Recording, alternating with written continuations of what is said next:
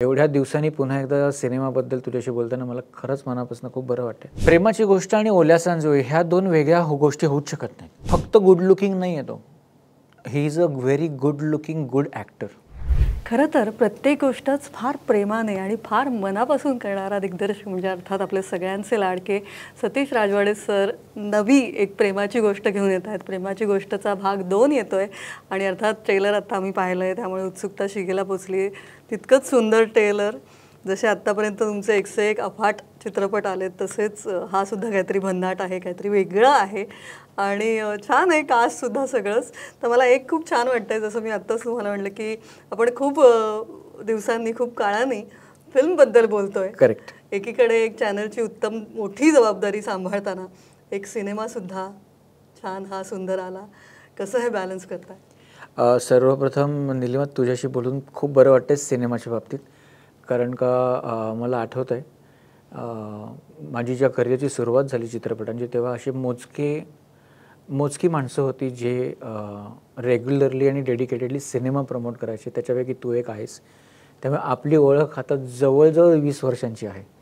आणि एवढ्या दिवसांनी पुन्हा एकदा सिनेमाबद्दल तुझ्याशी बोलताना मला खरंच मनापासून खूप बरं वाटतं.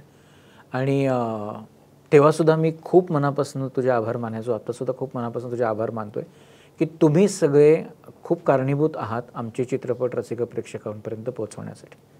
तेव्हा तर एवढं मीडियम्स पण नव्हती. आपण कशा पद्धतीने कुठे भेटून कलाकारांना कुठे घेऊन जाऊन प्रमोशन करायचं. I am so extremely thankful to you.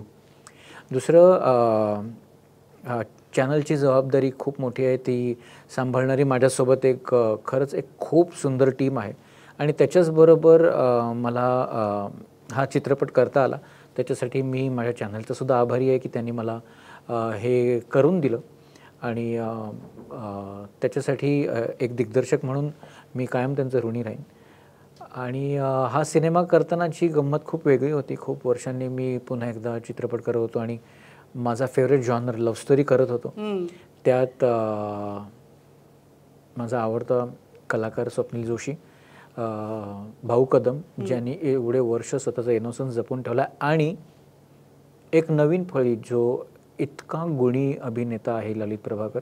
आणि ह्या 2 नवीन मुली ज्या एक्स्ट्रीमली सिन्सिअर आहेत आणि त्यांच्या प्रेझेन्समुळे इतका फ्रेशनेस येतो आहे रिधिमा आणि रुचा. त्यामुळे काम करायला खरंच खूप मजा आली.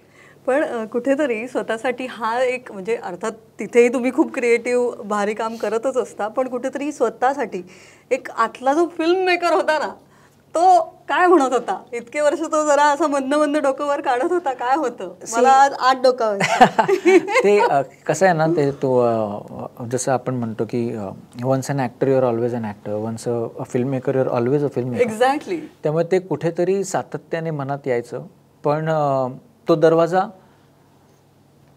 जेव्हा उघडायचा असेल तेव्हाच उघडायचं हे ठरवलं होतं मनापासून. कारण जी जबाबदारी माझ्यावर एक चॅनल हेड म्हणून आहे त्याच्यात कुठेही कामात कोणत्याही पद्धतीचा कसूर होऊ नये ह्याची मी फार काळजी घेतली. आणि जेणेकरून ती जबाबदारी मी संपूर्णपणे उचलली होती बाय चॉईस. आणि बाय चॉईस मी एवढे वर्ष अजिबात चित्रपट केला नव्हता, कारण का मला संपूर्ण माझं लक्ष आणि जबाबदारी चॅनलच्या कामासाठी द्यायची होती.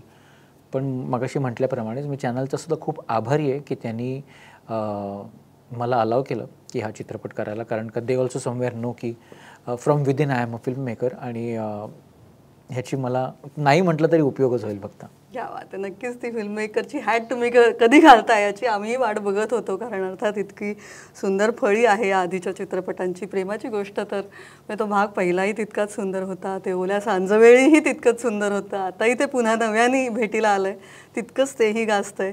तर ओल्या सांजवेळी तुमच्यासाठी किती स्पेशल आहे? प्रेमाची गोष्ट आणि ओल्या सांजवेळी ह्या 2 वेगळ्या गोष्टी होऊच शकत नाहीत. म्हणजे त्या गाण्याने प्रेमाची गोष्ट या चित्रपटाला सुद्धा इतकं दिलं आणि त्या चित्रपटाने ओल्या सांजवेळीला दिलं. त्यामुळे ते दोघे खूप अविभाज्य घटक आहेत. जेव्हा मी प्रेमाची गोष्ट 2 करायचा विचार केला तेव्हा आधी अजिबात मनात नव्हतं की आपण ओल्या सांजवेळी हे गाणं अशा पद्धतीने जेन झीच्या सुरात जेन झीच्या रूपात प्रेझेंट करूयात. पण जेव्हा ट्रॅव्हल सॉन्ग करायचं मनात आलं तेव्हा असं वाटलं की ही एक अपॉर्च्युनिटी आहे जिथे पुन्हा एकदा रसिक प्रेक्षकांसमोर प्रेमाची गोष्ट या ब्रँडच्या थ्रू आपण ओल्या सांजवेळी घेऊन येऊ. आणि मला असं वाटतं अविनाश विश्वजितनी कम्प्लीट जस्टिस केला आहे. डिव्हायडेड असणार ऑडियन्स, कारण का आपल्याला नेहमी असं वाटतं की अरे ते जे जुनं आहे ते सोनं आहे, त्याला तुम्ही हात लावू नका, कारण का आपलं प्रचंड प्रेम असतं त्याच्यावर. आम्ही फार प्रयत्न केलेला आहे की त्या जुन्याला अजिबात धक्का लागणार नाही, त्याची ब्युटी तशीच राहील.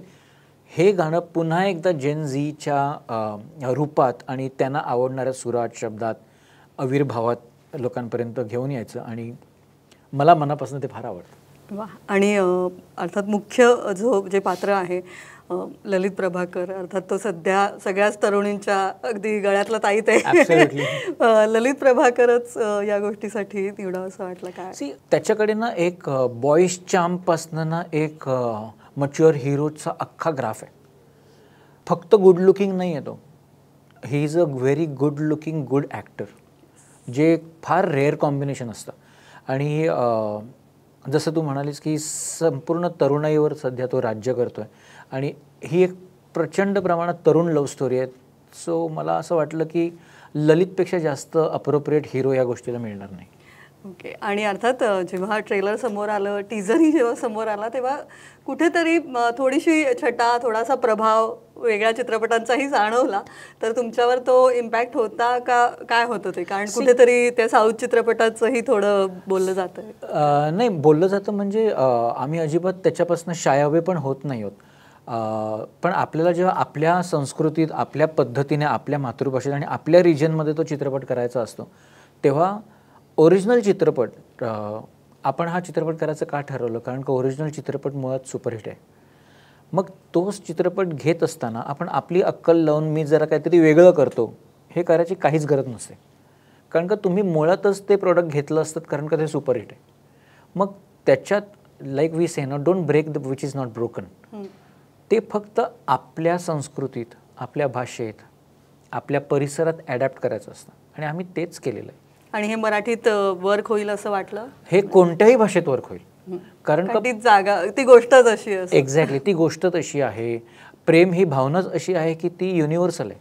ती कोणत्याही प्रांतात गेलं तरी तुम्ही एकमेकांना आय लव्ह यूज बोलणार आहात. भाषा कोणती असेल तरी इमोशन तिचं, ते फिलिंग्स त्याच आहेत. आणि ह्या चित्रपटाची खासियत अशी आहे ना की जसं मी काही मगाच्या इंटरव्ह्यूजमध्ये पण म्हणालो, हल्लीच्या काळात आपल्या मनासारखं होतं आहे का, हे प्रश्न सातत्याने लोकांना पडले.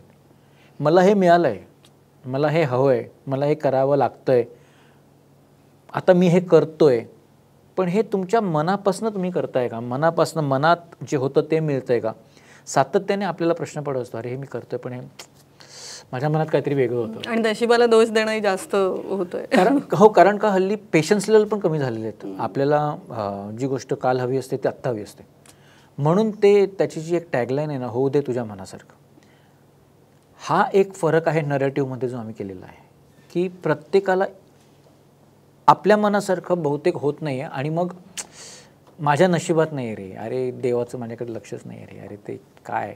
मग जर तुला तुझ्या मनासारखं करून घ्यायचं असेल तर चल, तुझ्या प्लॅननी एकदा जाऊन बघूया काय होतं. मग तुमच्या मनासारखं खरंच होतंय का आधी जे झालं होतं ते तुमच्या मनासारखं होतं, हा चित्रपट आहे. नक्कीच. अर्थात ती गोष्ट फारच उत्सुकता वाढवणारीच आहे, त्यामुळे काय काय होतंय ते बघण्यासारखं आहे, बघणारच आहोत आम्ही. एकीकडे मला हेही विचारायचं आहे की एक तुमचा आवडता जॉनर आहे लव्ह स्टोरी, दुसरा आहे थ्रिलर. करेक्ट. आता लव्ह स्टोरी येते, थ्रिलरचं काही काम सुरू झालंय का? ॲक्च्युली आम्ही थ्रिलरवर काम करत असताना हा सिनेमा आमच्याकडे आला, आणि आम्हाला असं वाटलं की अरे हा खूपच मस्त आहे, आणि हा आत्ताच्या काळात खूप रिलेटेबल होऊ शकतो. कारण का हल्लीचे रिलेशनशिप्स ज्या पद्धतीने, आपण आपल्या आईवडिलांकडे जर वगैरे बघितलं ना, तर त्यांच्या रिलेशनशिपची लॉन्जिटिव्हिटी खूप होती. हल्लीच्या रिलेशनशिपची लॉन्जिटिव्हिटी तेवढी नाही आहे. कदाचित ना थोडा पेशन्स कमी झाला आहे, थोडी टेम्परामेंट कमी झाली आहे. आपण काळ बदलला आहे, काळाच्या अनुसरून गोष्टी बदलतात, आणि त्यात nobody is to be blame for it. पण मग असं वाटलं की मग हा विषय आणि ह्या विषयाची मांडणी आणि ज्या पद्धतीने ते हँडल केलं आहे ते हल्लीच्या काळाला खूप योग्य आहे. त्यामुळे मग पटकन हा ॲक्टिवेट केला. थ्रिलरवर काम सुरू आहे, ते येणार आहे काय ते लवकरच. आणि मुंबई पुणे मुंबई 1, 2, 3, हो, मुंबई पुणे मुंबई 4चं काम सुद्धा जवळजवळ संपत आलेलं आहे. तर ते सुद्धा निर्मात्यांशी बोलून लवकरच येईल. हो. आणि मला एक माझा प्रश्न आहे मुळात माझ्या आतला, की ती सध्या काय करते? याचा भाग येणार आहे की काय पुढचा, किंवा येऊ शकतो का? तू सगळेच प्लॅन्स आधी विचारतेस त्यामुळे थोडीशी उत्सुकता लोकांसाठी ठेवूयात. पण जसं तू विचारलंस तसं प्रत्येक पण शक्यता आहे. नाही, शक्यता नाही, माझ्याही मनासारखं होऊ दे. हो. पण त्याचा पुढचा भाग करायला खूप आवडेल, कारण का तो चित्रपट प्रेक्षकांना फार आवडला होता आणि तो सुद्धा प्रत्येकाच्या मनातला चित्रपट आहे. ॲक्च्युली ते टायटल प्रत्येक मुलाच्या मनातलं आहे, ती सध्या काय करते. त्यामुळे ते सुद्धा मनात आहे. आता कसा वेळ मिळतो त्याच्यावर आहे, पण डेफिनेटली करूयात. नक्कीच, तो आला तर नक्कीच आवडेलच. आणि आता बॅक टू अगेन, प्रेमाची गोष्ट 2 होऊ दे तुझ्या मनासारखं. सतीश राजवाडे यांच्या मनासारखं काय झालं पाहिजे, त्यांना काय आत्ता वाटतं की हे मला व्हायला हवं आहे असं? मला माझ्या मनासारखं जर होणं असेल तर रसिक प्रेक्षकांनी थिएटरला गर्दी करावी. कारण का हल्ली आपण ते मिस करतोय. चांगला चित्रपट असेल तर प्रेक्षक गर्दी 100% करतात. आत्ता दशावतारला आपण बघितलं, चित्रपट चांगला होता, रसिक प्रेक्षकांना ची कुतूहलता वाढली आणि त्यांनी थिएटरवर गर्दी केली. त्यामुळे चांगला चित्रपट असेल तर ते गर्दी करतातच. माझ्या मनात हेच आहे की या चित्रपटाला सुद्धा थिएटरमध्ये गर्दी हवी, जेणेकरून मराठी सिनेमा मोठा होईल, मराठी सिनेमा चालेल. थिएटरला गर्दी झाली तर जास्तीत जास्त मराठी सिनेमे पुन्हा होत राहतील. माझा स्वार्थ ॲज अ फिल्म मेकर हा आहे की गर्दी केलीत तर माझाही सिनेमा सुपरहिट होईल. त्याहीपेक्षा इतके वर्ष मराठी चित्रपट करणारे दिग्दर्शक म्हणून मला असं वाटतं की आपल्या प्रेक्षकांची गर्दी व्हायला हवी थिएटरला, जेणेकरून आपण महाराष्ट्रात सांगू शकतो हा आमचा चित्रपट आहे. या बात आहे, नक्कीच. आणि खूप खूप गर्दी व्हावी, हाऊसफुलचे बोर्ड लागावेत, यासाठी खूप मनापासून शुभेच्छा. प्रेमाची गोष्ट 2 साठी खूप मनापासून शुभेच्छा आणि लवकरच पुढच्या सिनेमासाठी लवकर भेटू. Thank you so much.